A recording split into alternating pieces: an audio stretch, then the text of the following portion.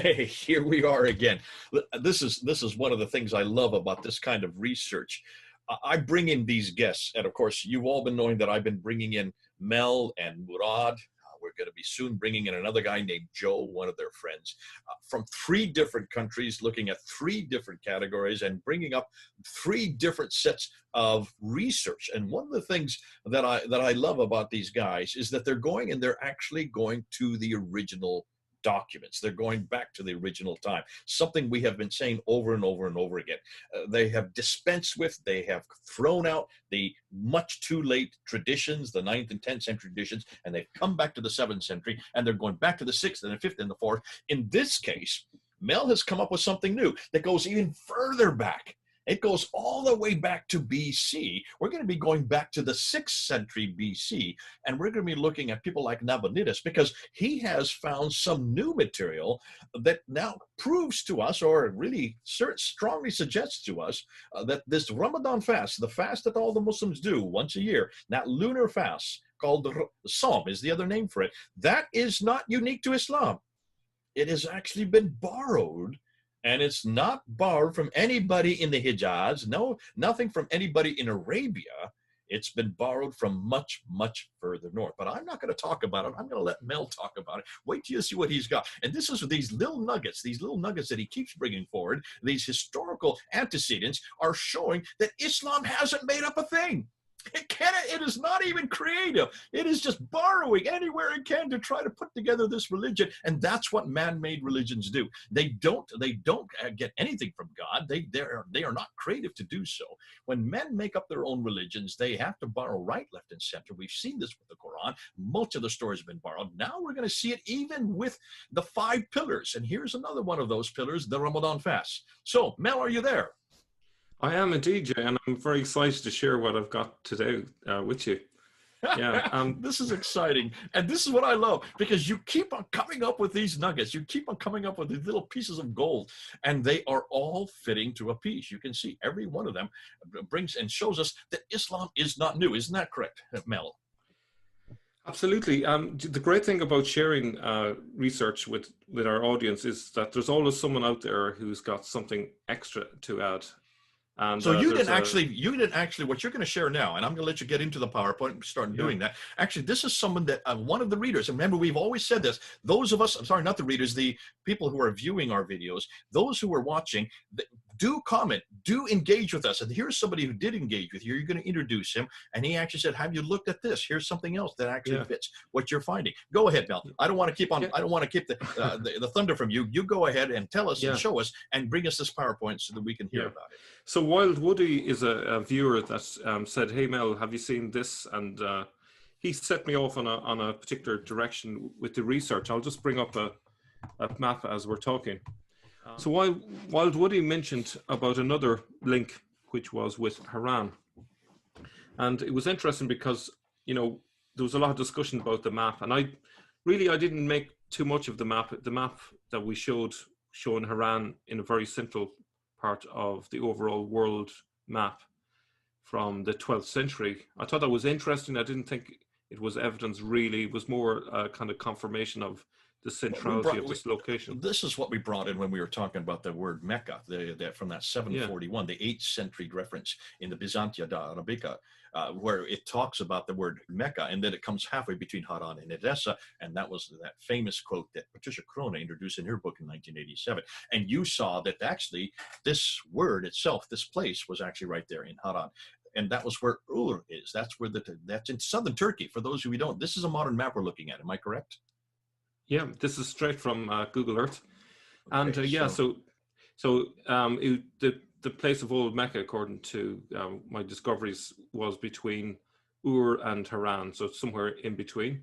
But Haran has got its own tradition, which separate from the whole Abraham thing, which is to do with a moon god. And this is where my research went into. And it's threw up a lot of very interesting discoveries, and which I'll share with you now, really. So Islam got the pre-Islamic Ramadan fast from Haran. This is another interesting discovery that I made, and I'm going to show you the evidence for this. And just to put this into context, I've introduced this 6-part criteria to just give you an idea how strong the evidence. I would put this as a number 5. My theory has got conclusive evidence supported from multiple sources. So this is a very highly supported piece of evidence. Hold on a minute. This is the first time I've seen this. So what you're saying here, these are different gradations of evidence. So 0 is the least, going up to 5, which is the most. Yeah. So usually when I'm starting out looking at an idea, an idea may occur to me and it's still at a 0 because I haven't found any evidence. Other times I might find a tiny bit of evidence, but it's inconclusive, so that might be a 1. If I probe into it deeper, I might find corroborating evidence, that would be a 2. And then later it might turn into a credible hypothesis. In other words, the idea kind of fits together reasonably well. And then hopefully gets to number 4, which is a workable theory. It seems to be quite solid. And at that point, I'm trying to disprove it. You might be surprised that I'm trying to disprove my own theories, but that's something that I consider very important. And this is part of why I think the feedback from the audience is really important. It's really important to break the theory if possible, so that we find the truth. So so if it survives a 4, it gets on to a 5. Now, up to about 10 days ago, it was at a 4. And then I found some additional evidence, which I'm going to show later in the PowerPoint, which brought it up to a 5.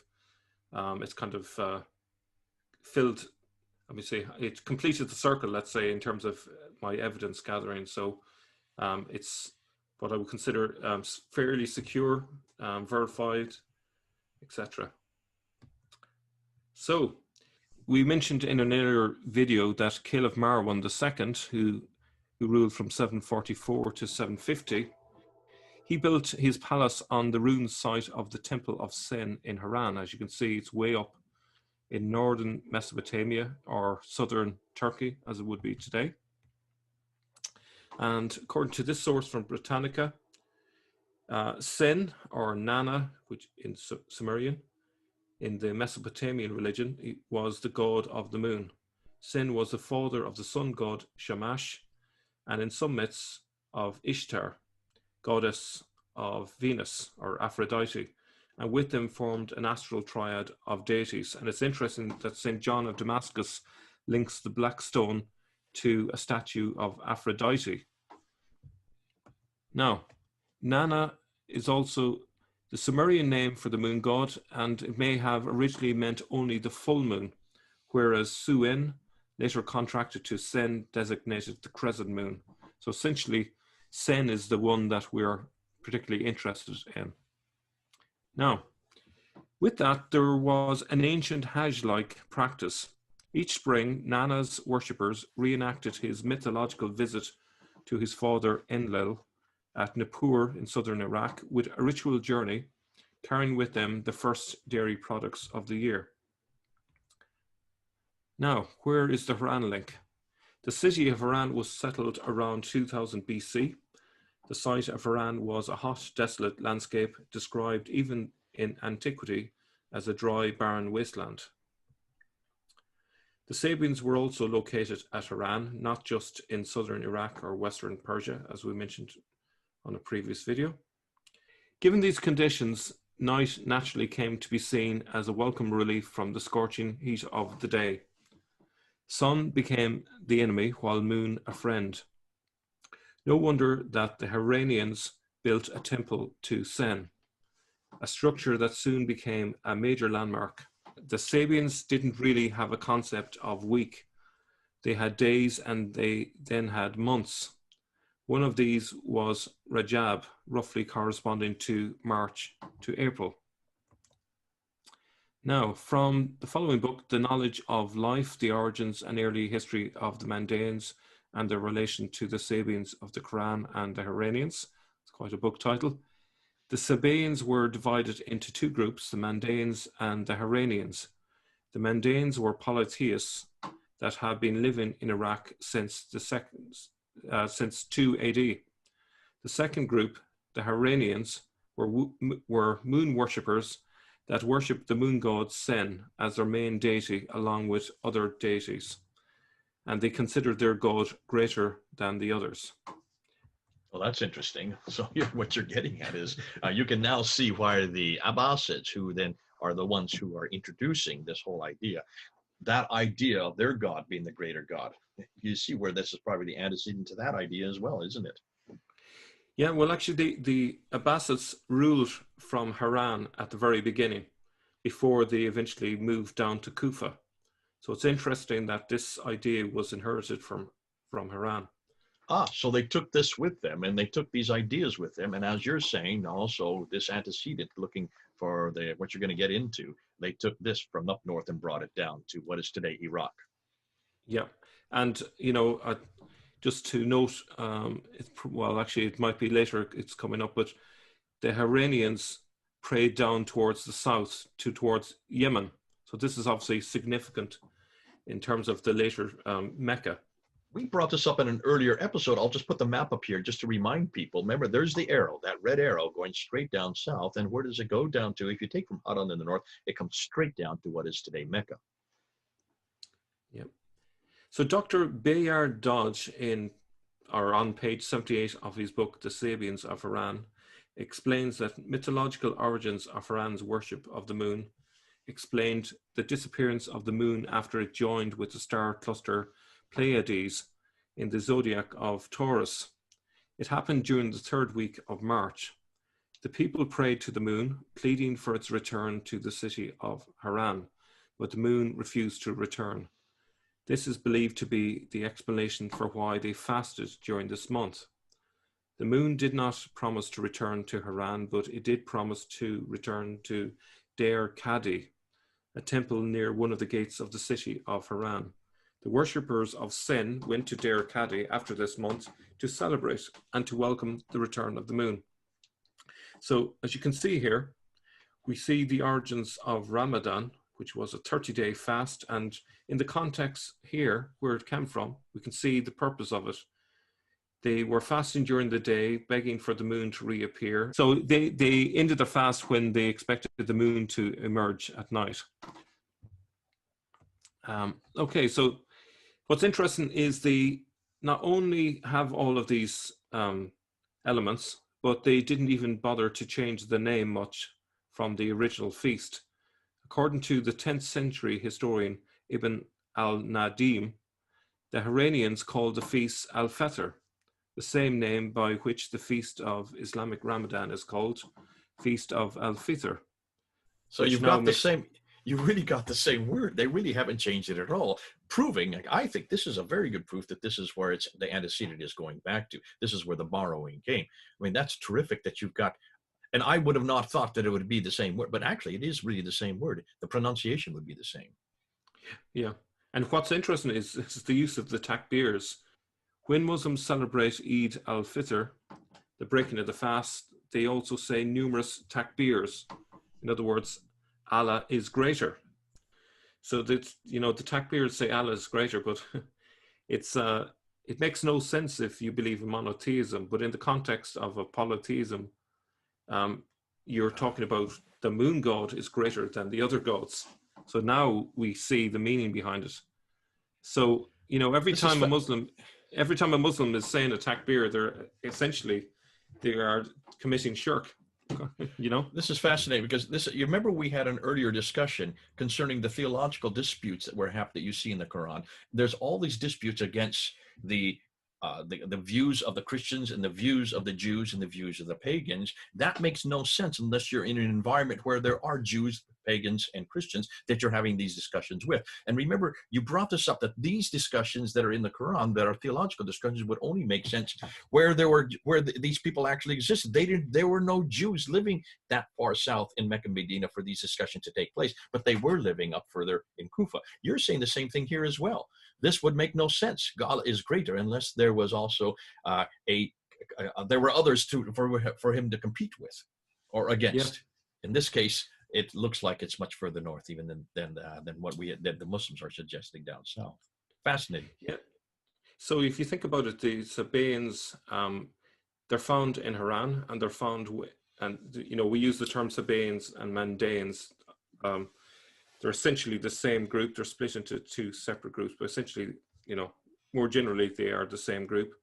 but you find them up in Haran, but you also find them way down in southern Iraq and then into Persia. So it's interesting how all of this links up together. Now, so what happened was essentially the Haranian fasting moved in the calendar from Rajab, which is during springtime, to Ramadan in summertime. And Al-Fitr becomes Eid al-Fitr, which you can hardly notice the difference.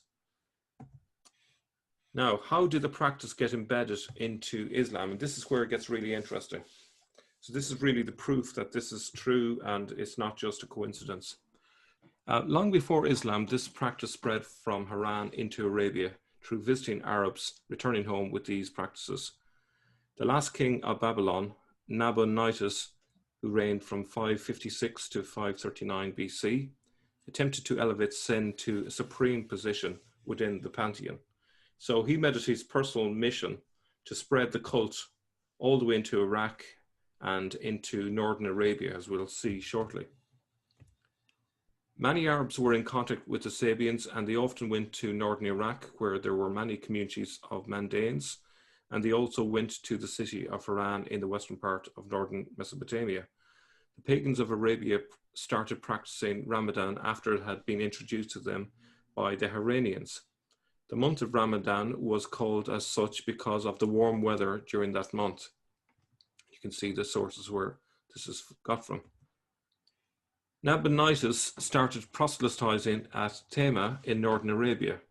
In time, the last Babylonian king of Haran added more Arabian cities to his kitty, one of them being Yathrib. This later became Al-Medina.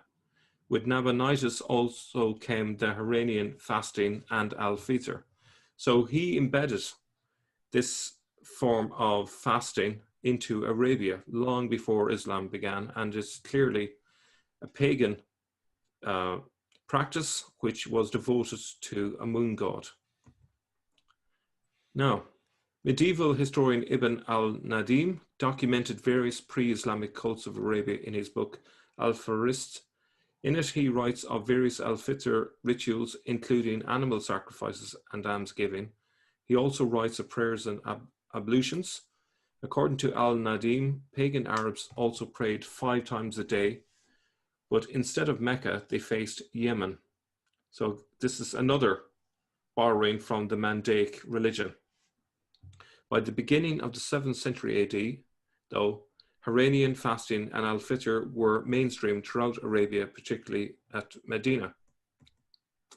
And what led us along this path was this post from Wild Woody, who I mentioned earlier on. He says, "I think Islam came from this region, as did all Abrahamic religions. We have been focusing on the wrong areas. Petra also plays a role in this sin cult." So here's where Petra comes back into the picture again. Okay, I'm going to stop right there. This is great. I'm going to put a map up right here just to show people what we're talking about. Look at this map there. And can you see where Haran is? Look at where Haran is. It's what is today, southern Turkey. Now look where Petra is. It's over in the west there in Jordan. So everything that we're talking about does fit to what Dan Gibson's coming up with. It also fits to this notion that you've been bringing up, you and Murad, Mel, that almost everything we know about what Islam borrowed from is not from the area it should have borrowed from. It's not from down south. Take a look at where Mecca and Medina are. They're in green there. They're way down in the south. They're hundreds of miles away, 600 miles from, I would say, Petra, but 1,000 to 1,200 miles away from Damascus, and a good another way up in Turkey. I don't even know off the top of my head how many hundreds and hundreds of miles it is away. So this is much, much further north and much, much earlier. I mean, you're going all the way back to the 6th century. So just to put that map there, just so people are aware of what you're talking about, you're not confronting Gibson's material, you're actually supporting it. You guys are both actually coming up from 2 different directions and showing 2 different time periods, but 2 completely different parts of the map. None of them in the south, none of them near Mecca or Medina. Yeah. So the wilderness of Sin, which is obviously connected to this god Sin, the moon god, wilderness of Sin or desert of Sin is a geographic area mentioned in the Hebrew Bible as lying between Elam and Mount Sinai. Sin does not refer to sinfulness, but is an untranslated word that would translate as the moon. Biblical scholars suspect that the name Sin here refers to the Semitic moon deity Sin. So like if you look at the map, just west of Petra is, well, actually northwest of Petra, you essentially find the desert of Sen. And below the desert of Sen, you find Paran, which is a very significant place as well. So it all fits really well. Great stuff. Excellent. So he also goes on to say that, remember that Muhammad's only miracle was splitting the moon. Who else can do that except the moon god Sen in the mind of doubting followers? So it's interesting that the one miracle associated with Muhammad is that he did something very much connected to the moon god Sen, splitting the moon. Now, for those who don't know where this is in chapter 54, verse 1 in the Quran. Now, Muslims today say that he split the moon. If you actually unpack it and look at it in chapter 54, verse 1, you will see it is not Muhammad. It's not attributed really to Muhammad. It is really attributed to the last judgment, the end of times, that this is going to happen. But nonetheless, you can then understand why the exegetes would have assumed that this was it, if that is where their background is from, if they're taking it from this moon god Sin that's from up much further north. Yeah. So, you know, I'm sure some of our audience will say, well, a lot of this is hearsay, you know, it's not very good evidence. You haven't offered any solid evidence of the god Sin cult in Haran to support your claims. You haven't shown evidence that Nabonidus popularized devotion to Sin in Arabia. So they might say, prove it. We need at least rock inscriptions from Haran.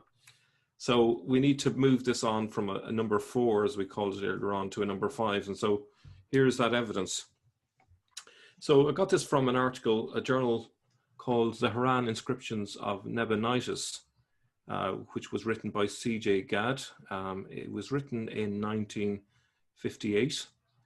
So 4 stela monuments were found in Haran in the foundations of a mosque, which were likely built on the site of an old temple dedicated to the moon god. These had inscriptions on them. With no regard for history, these had been placed face down or part of the paving or steps of the mosque, and it was Dr. D.S. Rice in 1956 who discovered them simply by overturning a stone. And as you can see, the inscriptions are labeled H1A, etc., H1B, and so on. But what's interesting is that there's a great metaphoric meaning to all of this, that Islam is essentially built on the foundations of paganism. And this here is a perfect example of it, where the foundations of this mosque are on an ancient pagan monument to the god Sen. And it takes people like Europeans, like Dr. Rice, to overturn them, write them up, to show it to the world. In a sense, that's what you're doing as well, Mel. You're going and you're taking a lot of this material that has been covered up, right, covered by the Abbasids and destroyed by many Muslims over the last 13 to 1400 years, and you're bringing it to light again. And that's exactly what you do. And this is what the Bible says. Doesn't it say that if we don't cry out, the rocks will cry out for us? Absolutely. So they found various sculptures and so on in these stelae, but they also found inscriptions which were in cuneiform, that were transcribed and then translated. The inscriptions were by the mother of Nabonidus and by him himself. In other words, they obviously told the inscriber to put their message on them, so they're very important. And as with all royal inscriptions, they boasted of themselves very much. And so the first one here is from the mother, and she says, I laid hold on the hem of the robe of Sen, king of the gods. Notice that Sen is considered the most important of the gods. And she says, towards Ihulhul, the temple of Sen, which is in Haran, the abode of his heart's delight, he was reconciled. He had regard. Sen, king of the gods, looked upon me, and Namu Naid, my only son, the issue of my womb, to the kingship he called, and the kingship of Sumer and Akkad. I won't read all of it, but you can read it there yourselves. Now, where it becomes interesting, in the second one, H2, it's now his son who's talking, and he basically talks about how he went on a mission into Iraq and into Northern Arabia, spreading the cult of Sen. And let me see if we can, I think it's here. I hide myself afar from my city of Babylon on the road to Tema, Dadananu, Padakaku, Hibra, Aya Dihu, and as far as Aya Tribu. Now, what's interesting here, and he mentions also 10 years I went about among them, and to my city Babylon I went on in. At the word of Sen, king of the gods, lord of lords, of the gods and goddesses, dwellers of the heavens, they accomplished the word of Sin Nanar, of Samas, Ishtar, Ada, and Nergal. And he talks about the army that was with him. So essentially, he's boasting in these inscriptions about how he spread this cult very successfully among the people. And this lasted from, as I say, the 6th century all the way up to the 7th century when Islam began. So 6th century BC, just so people are aware of this, Yeah. up until the 7th century AD. So you're talking about almost 1400 years. This whole thing is taking place. 700 years before Christ and another 700 years after Christ, or 600 years after Christ. Yeah, essentially. So in conclusion, Islam has co-opted a 30-day fast and a pagan festival from northern Mesopotamia, Haran. Every part of it references the moon god Sen. Ramadan begins and ends based on lunar sightings, exactly as it was done in Haran. Fasting occurs when the moon is not visible, and feasting occurs at night. Saying that the god is the greater, or Allah is the greater, comes straight from the context of a pantheon that calls Sen the greater god. And that's it. As we can see, the pillars of Islam are collapsing, and this is just another one of the many pillars that we've been exposing.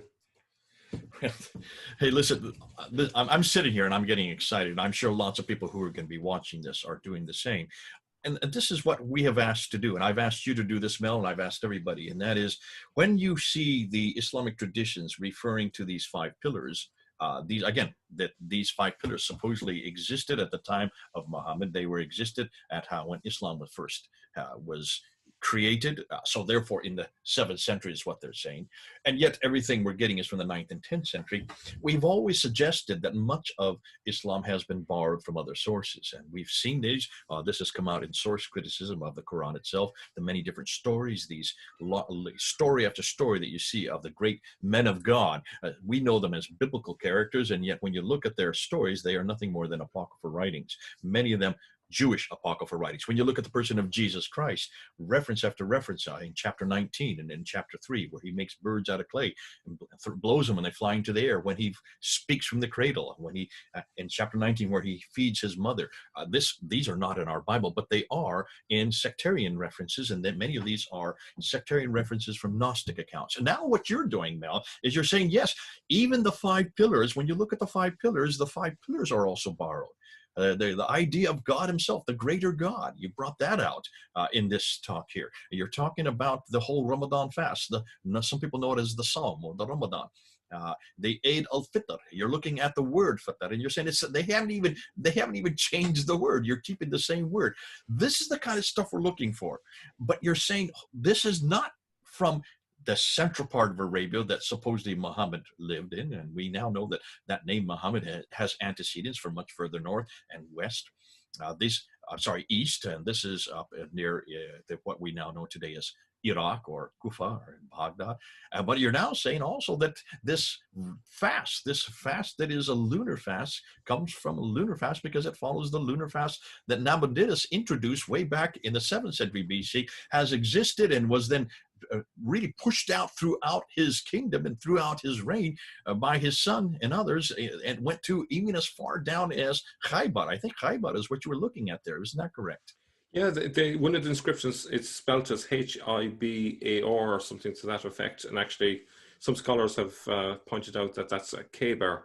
Well, you know whether that's correct or not. That's in the northern Arabia. That's where the Jews did live. That's the farthest south the Jews ever got to. We've seen this from other research that we're doing. So all of this now fits to a historical piece. This idea of a month-long fast. Now, you said it was in the summertime. That was when it's initiated. Once it became associated with the moon god Sin, that became following the moon god, and then became as long as that moon was there. And that's why today it keeps moving itself across the calendar, because it's following the lunar god, because it still has that antecedent to the moon god himself. Fascinating. To me, this is just another one of the nails in the coffin that we have been nailing away, one after another. there is going to be a reaction to this. We're going to get people who are going to dispute with you. I'm sure, Mel, there are going to be others who will agree with you. I think that people need to be able to react. They need to say what they're coming up of. Maybe you're not coming to the same conclusion that Mel is, but look what Mel did. He went all the way down to number 5, and that's good. I like what you do that with these different gradients of evidence. 1 that is just speculation. 2 is you come on down to 3, 4, and then finally proving it, because you do have reference. In this case, you had the references on the stones that had the inscriptions from Nabonidus himself.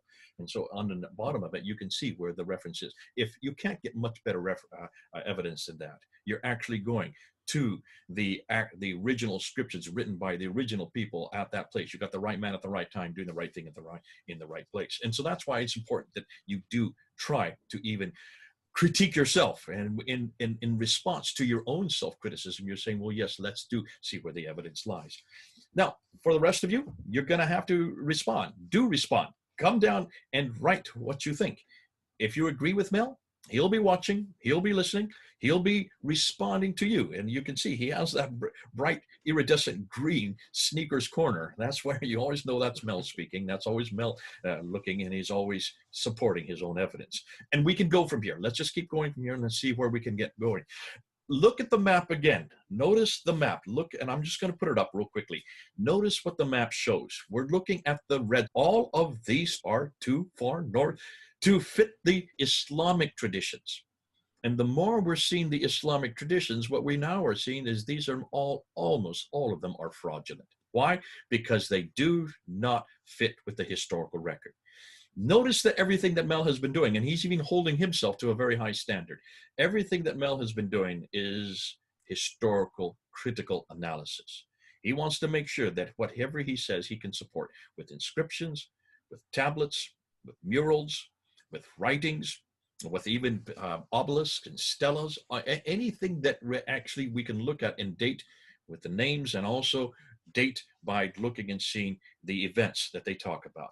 That supports his not just theories anymore. It looks like, Mel, you're going beyond just simple theories. You're saying this is actual proof that something as simple as the Ramadan fast is nothing at all unique. It has been borrowed like everything other. Go ahead, Mel. Why don't I give you the last say?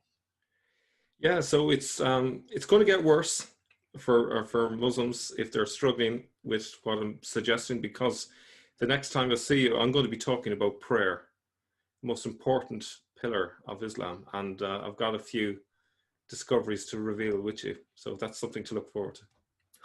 He says it's going to get worse. I say it's going to only get better. Get better.